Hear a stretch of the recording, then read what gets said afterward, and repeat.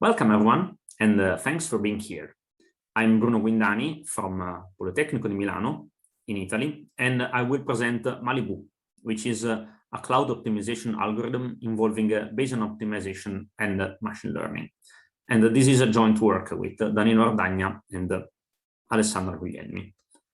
So today we are tackling the issue of automatic configuration of applications running in a cloud system. And we are particularly interested in recurring jobs, so ones that are executed multiple times over time. And in this context, cloud configuration is extremely important from a user cost perspective. In fact, in some cases, with a bad configuration, that is suboptimal configuration, user can pay costs up to 3 to 10 times larger than what they would pay with a better configuration. And automatizing this process is challenging since there are so many different cloud architectures and different kinds of applications. Moreover, these applications often have some constraints that they have to respect, such as deadlines or quality thresholds. And so let's look at a model of our problem. We have a cloud system on which we want to run our recurring job, and we have several input parameters. We have software settings, such as the number of iterations of an algorithm, an error threshold, granularity, or whatever you can think of. And we have also hardware configurations, such as the number of parallel cores used to run the application that we are trying to optimize, the memory size, and so on. And so we plug them in the cloud, out comes the desired output, and we pay some money based on how much resources we have used. And remember, our goal is to minimize this cost function. And for this reason, we treat the input settings as the optimization variable, and we view the whole thing basically as an expensive black box. Black box because the systems are often too complicated for us to know how they work.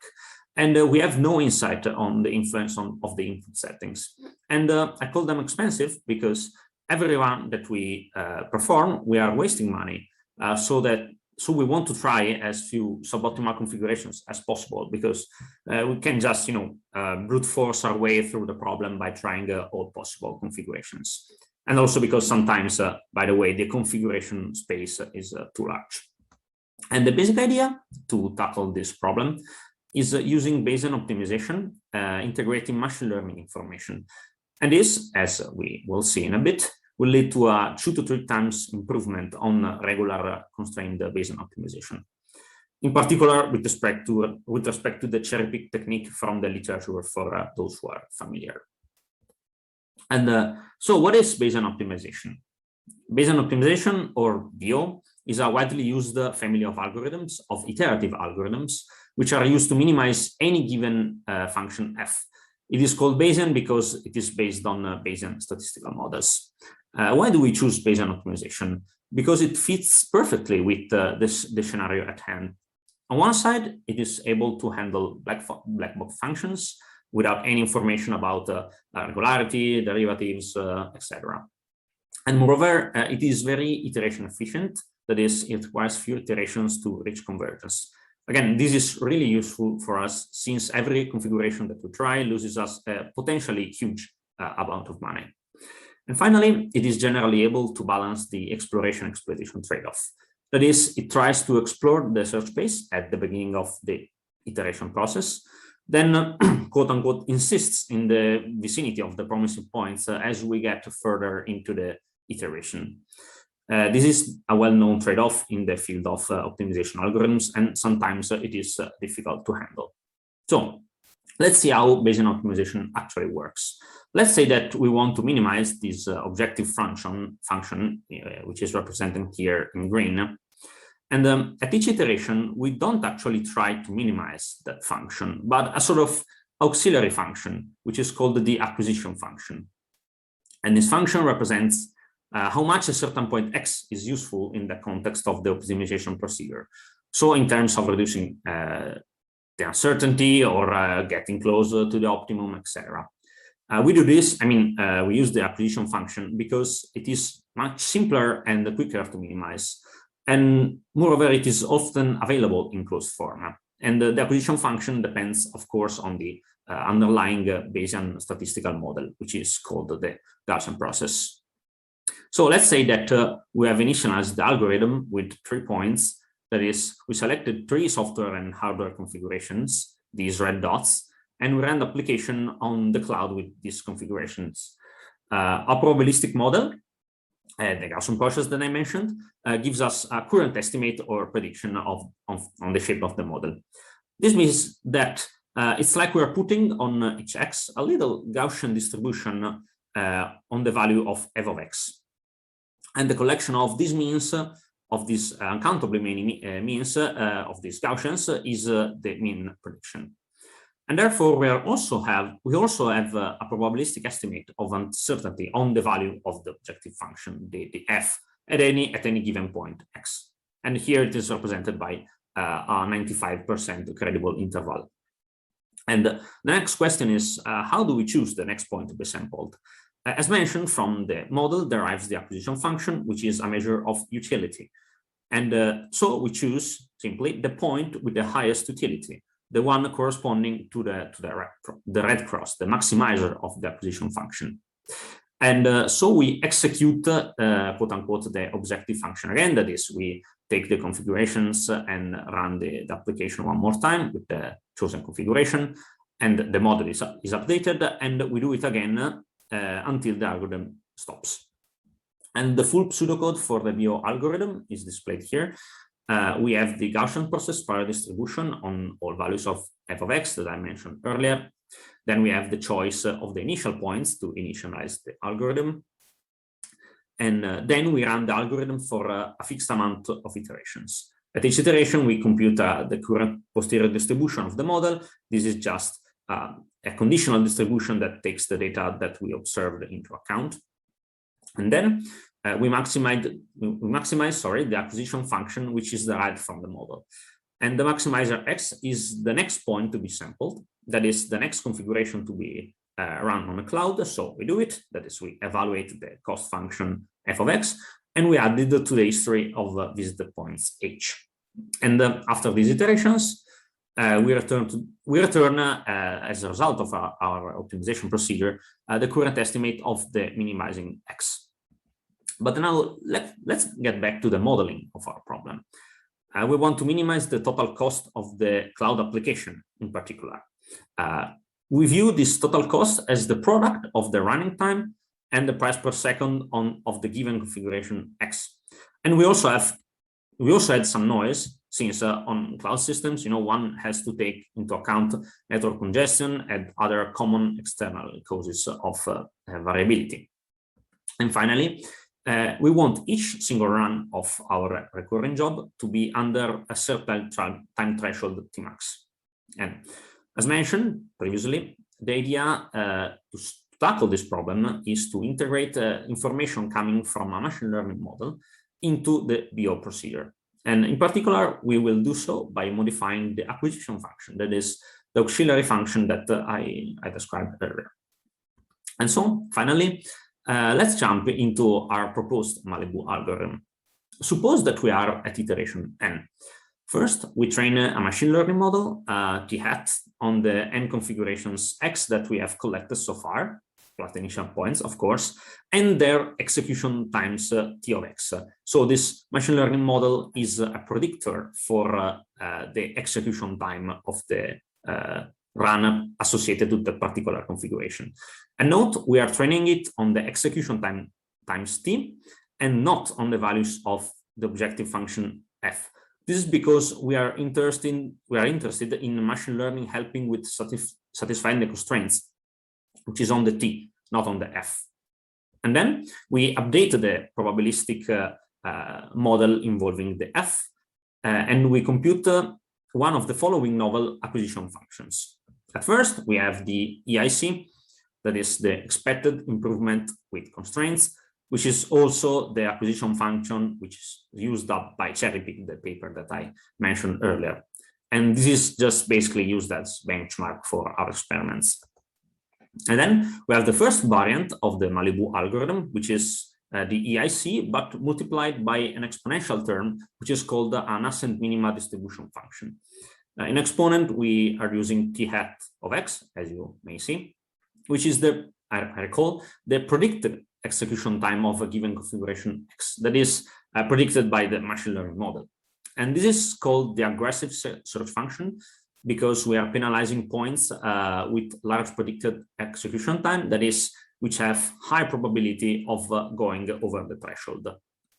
And then we have variant c, which instead multiplies the EIC function by an indicator function, the indicator in particular of the predicted execution time t hat of x being under the time threshold tmax.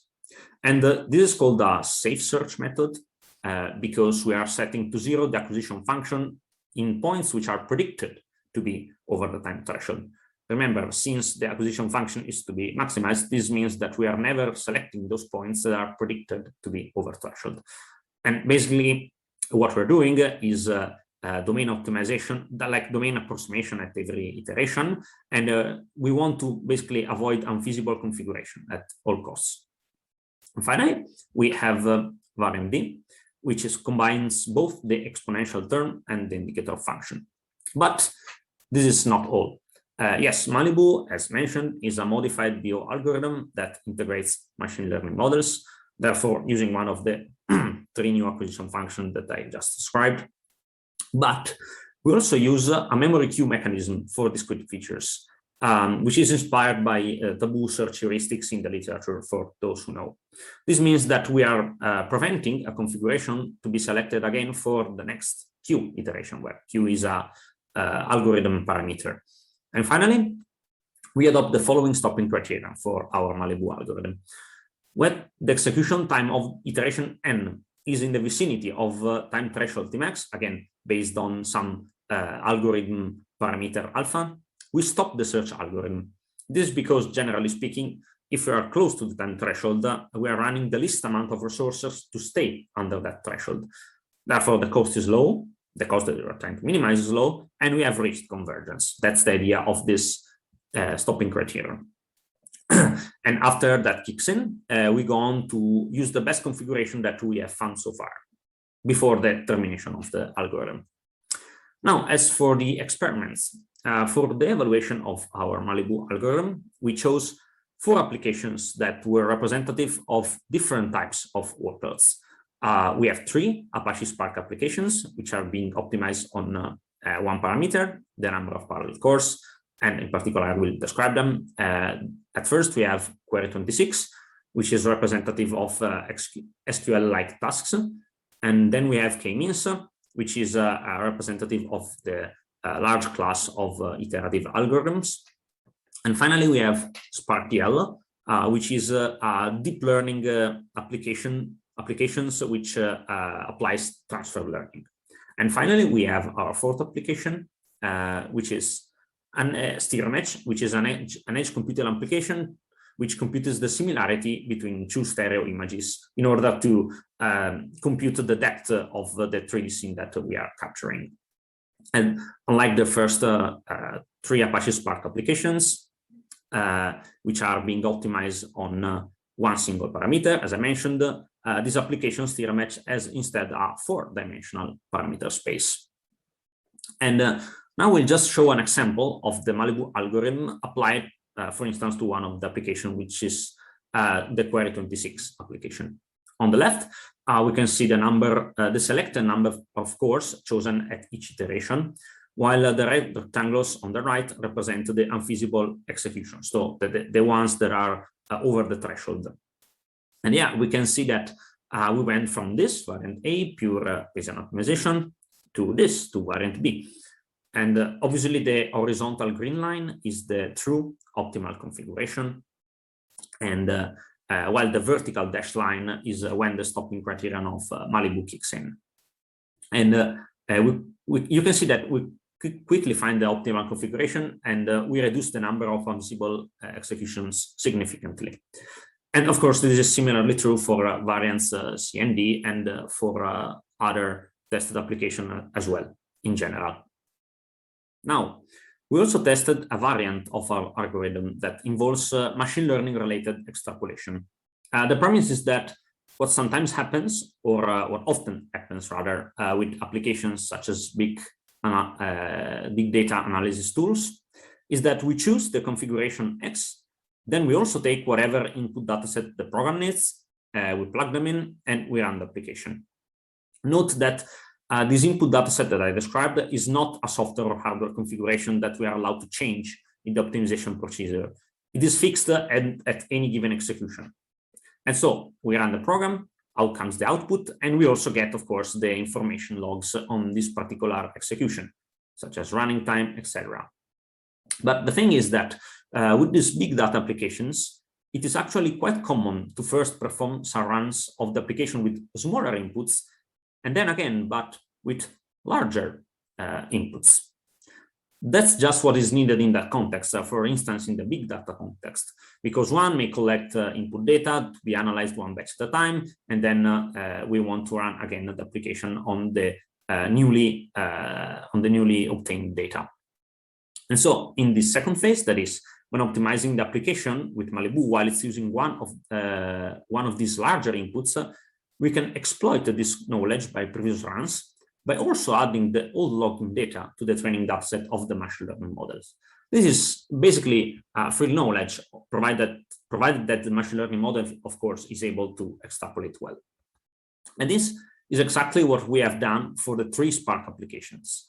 We saved the data from previous runs with smaller inputs and added them to the machine learning model of the later executions with larger inputs. Here you can see on the right the improvement with respect to the regular version of MALIBOO, which is on the left. Actually, you can see that we actually gain a really small amount of unfeasible executions, unfortunately, but this is offset by the fact that the execution cost of the average run is reduced greatly. So we have a little bit of a trade-off here. And of course, this is also true for the other variants. They have similar gains. And finally, here's the table of metrics averaged over several time thresholds. These metrics are the unfeasible iterations, the percentage of cost which are related to unfeasible executions, and the normalized average feasible cost, that is the cost of feasible configurations averaged, normalized, sorry, on the cost of variant A. And again, variant A is the pure BO algorithm, while B, C, and D are the variants of our MALIBOO algorithm. And with respect to some of the most relevant metrics, that is the number of feasible iterations and the percentage of costs tied to unfeasible executions, we can see an improvement of 2 to 3 times over the state of the art, which we believe is really significant. And yeah, that's pretty much it. Thank you again very much for being here. I hope you enjoyed, and please feel free to ask any questions you might have.